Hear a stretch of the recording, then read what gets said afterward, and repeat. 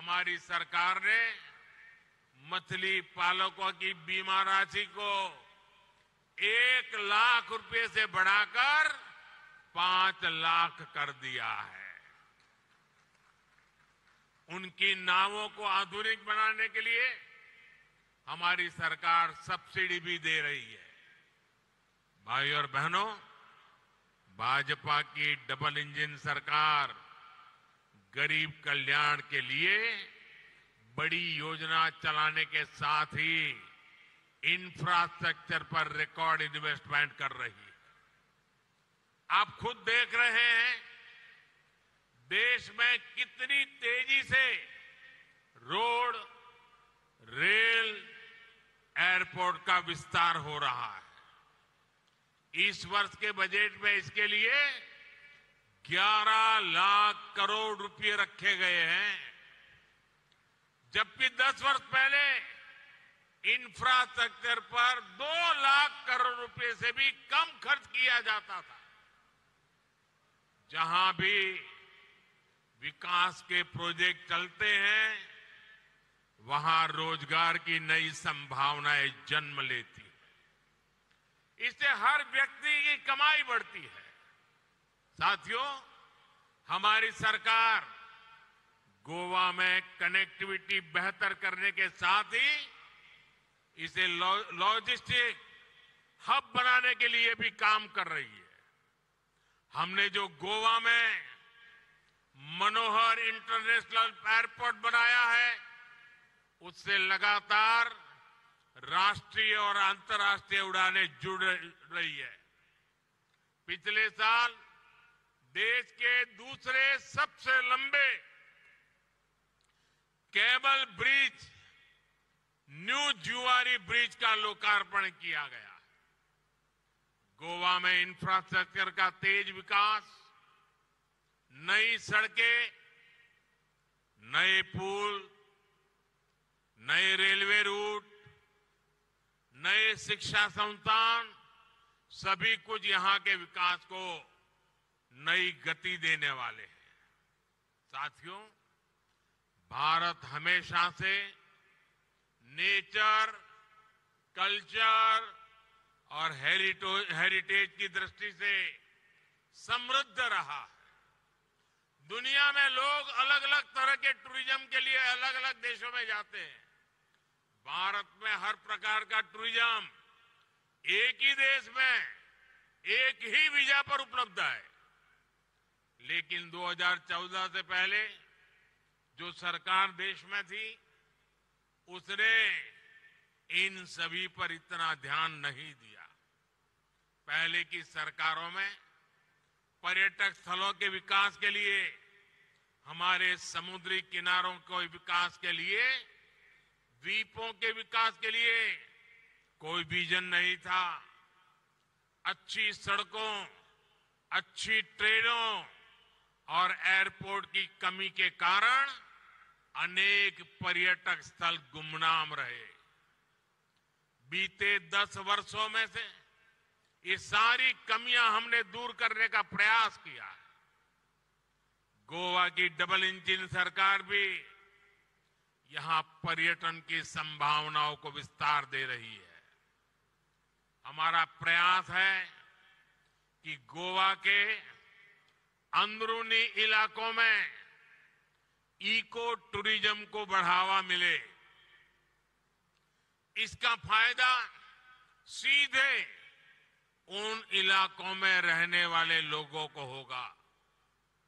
जब गोवा के गांवों में पर्यटक पहुंचेंगे तो वहां रोजगार के ज्यादा अवसर तैयार होंगे।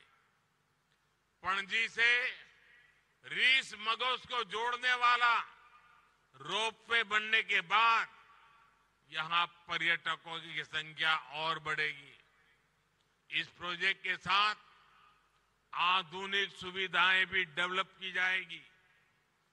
Food court, restaurant, waiting room समेत कई तरह की सुविधाएं होने से ये गोवा में आकर्षण का नया केंद्र बन जाएगा। साथियों, हमारी सरकार अब गोवा को एक नए प्रकार के टूरिस्ट डेस्टिनेशन के रूप में भी विकसित कर रही है। ये है कॉन्फ्रेंस टूरिज्म। आज सुबह ही मैं इंडिया एनर्जी वीक के इवेंट में था। गोवा में G20 की भी कई महत्वपूर्ण बैठकें हुई है। गोवा ने बीते सालों में बड़ी बड़ी डिप्लोमेटिक मीटिंग को भी होस्ट किया है।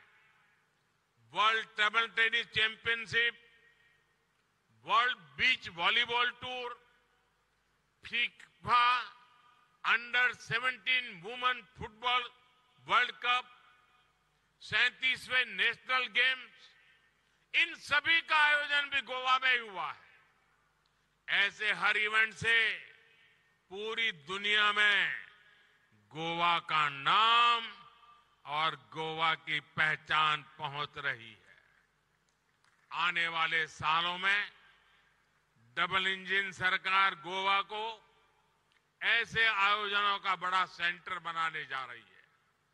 और आप भी जानते हैं, ऐसे हर आयोजन से गोवा के लोगों को रोजगार मिलता है, यहां के लोगों की आमदनी बढ़ती है। साथियों, गोवा में नेशनल गेम्स के लिए जो आधुनिक स्पोर्ट्स इंफ्रास्ट्रक्चर यहां विकसित किया गया है, वो भी यहां के स्पोर्ट्स पर्सन और एथलीट्स को बहुत मदद करेगा।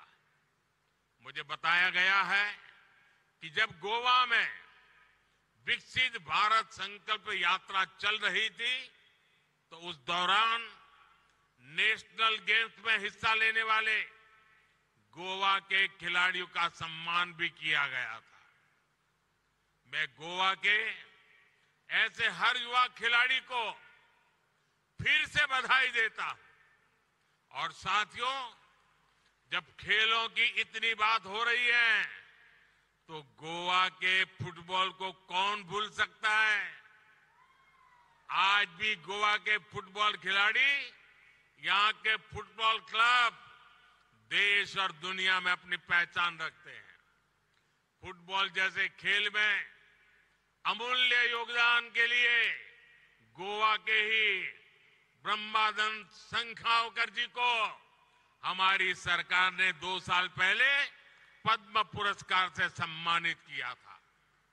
आज हमारी सरकार खेलो इंडिया के माध्यम से फुटबॉल सहित अनेक खेलों को आगे बढ़ा रही है। साथियों, स्पोर्ट्स और टूरिज्म के अलावा पिछले कुछ वर्षों से गोवा की एक और पहचान देश भर में बनी है। हमारी सरकार गोवा को एक बड़े एजुकेशन हब के रूप में प्रमोट कर रही है। यहां के कई संस्थान देश भर के स्टूडेंट्स के लिए ड्रीम इंस्टीट्यूट बन गए हैं। आज जो नए संस्थान शुरू हुए हैं, वो भी गोवा के युवाओं को देश में बन रहे नए अवसरों के लिए तैयार करेंगे। युवाओं के लिए भी हमारी सरकार ने बजट में एक महत्वपूर्ण ऐलान किया है। रिसर्च और इनोवेशन पर 1 लाख करोड़ रुपए का फंड बनाया जाएगा। इससे टेक्नोलॉजी के क्षेत्र में इनोवेशन को बढ़ावा मिलेगा और इसका फायदा इंडस्ट्री को होगा, हमारे युवाओं को होगा। भाइयों और बहनों, गोवा के तेज विकास के लिए सबका प्रयास जरूरी है। मुझे गोवा के सभी परिवारजनों पर पूरा भरोसा है।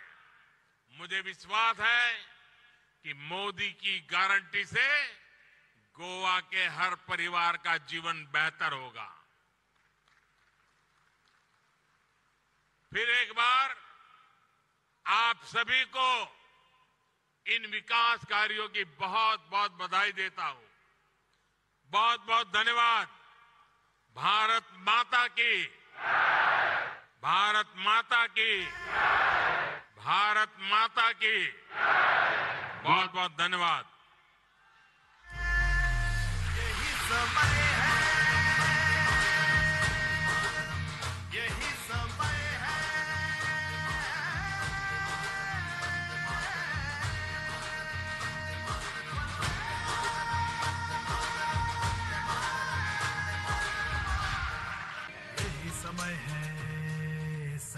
समय है, भारत का अनमोल यही समय है। असंख्य भुजाओं की शक्ति है, गली गली में देशभक्ति है। तुम उठो तिरंगा लहरा दो, भारत के भाग्य को फहरा दो। तो आप देख रहे थे गोवा से सीधा प्रसारण प्रधानमंत्री नरेंद्र मोदी ने